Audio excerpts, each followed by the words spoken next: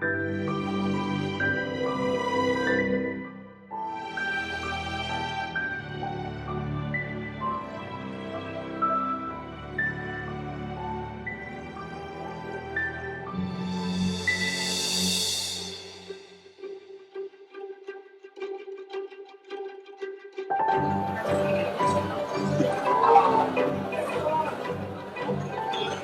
this event got started 17 years ago at the old Denver Children's Hospital in Denver. And it was with my old partner and myself, and we just wanted to go to Children's Hospital in Denver and cheer up some kids and meet some kids and try to encourage them to keep fighting. So that was 17 years ago. So it just has grown leaps and bounds from that point in time 17 years ago. Joe Bumberger, he got started after he passed away 3 years ago. He played, I didn't realize he played such an intricate role in our event every year. So it was a no-brainer. I knew in my heart that this event had to be named after Joe. Well, in the morning we get set up, we have breakfast in the morning, it's kind of fun. We just kind of have some fellowship in the morning and talk to other officers from other departments around the state, and we talk to 300 officers, 34, 35 different departments from across the state, like I said. So, you know, it just kind of, it's a fun time. We have a donating contest in the morning after breakfast, and then we have our ceremonial roll call program, and then we give out some awards in the morning as well. So it's a fun-filled morning, and then we are dismissed by our chief. 1, 2, 3. Ben Metlin, he's from Brush, Colorado, him and his family. He's been battling brain cancer for about the last year and a half, so I just kind of heard through the grapevine that he was a special kid, and he was. I just knew he was supposed to be one of our ambassadors this year. The other ambassador, we usually just have one ambassador per year, but we had to make an exception this year because Daisy Walsh is our other ambassador, and she's been battling cancer for the past 7 years, various treatments, just a unbelievable struggle, and what she exemplifies courage and determination, and both kids do. I mean, Ben is 13, Daisy is 12. Their courage and determination is just unbelievable. That long blue line of law enforcement officers and patrol cars goes for miles. It starts at 32nd and Airport, goes south on Airport, and then turns right on Colfax, and then we drive right in front of the hospital, and then we gather outside, and then we come together as a group, and then our honor guard is first to enter, and then our bagpipers are right after them, and then our special families are third, and then all the other officers that have positioned themselves outside the hospital come in last. So it's quite a spectacle to see.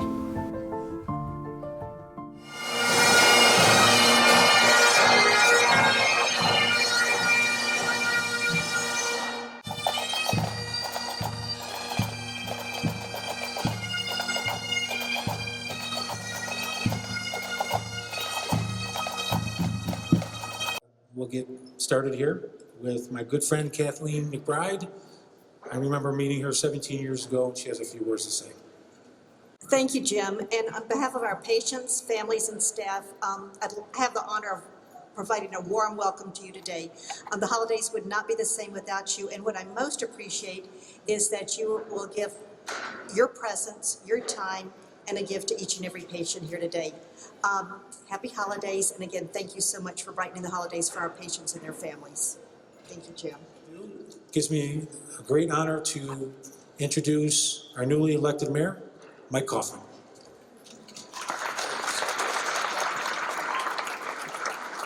Well, what an incredible event. Here at Children's Hospital in this holiday season, to bring some happiness, some light to the children and to the families that are here. And as I was coming in, there was a Rudolph that was greeting, and let me tell you, the minute the children saw Rudolph, they just melted and their eyes just lit up. Where's Rudolph? Come up here.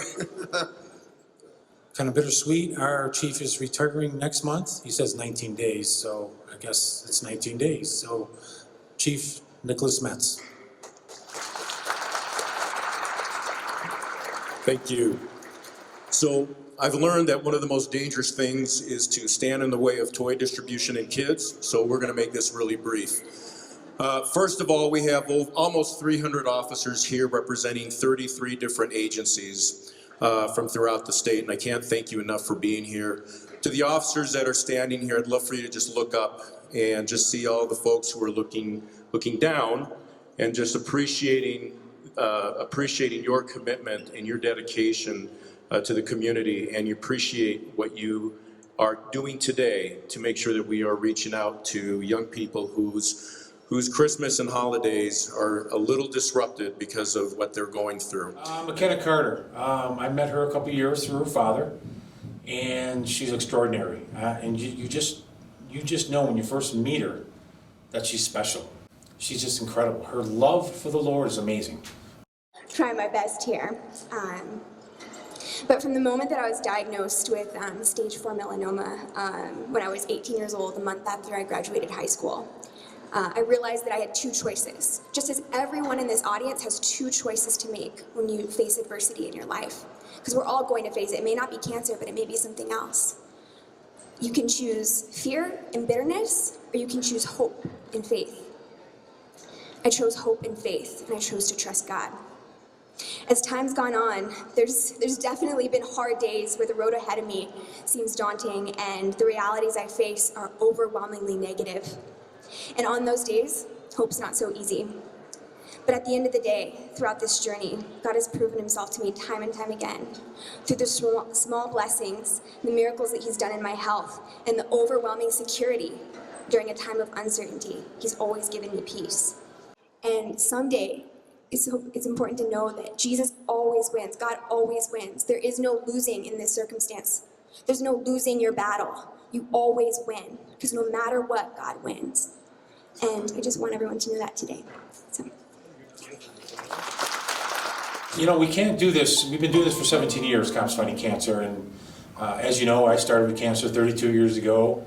And I wouldn't be here because of my family and friends. They supported me and helped me during my situation many years ago. So all the monies raised from Cops Fighting Cancer go to help families financially.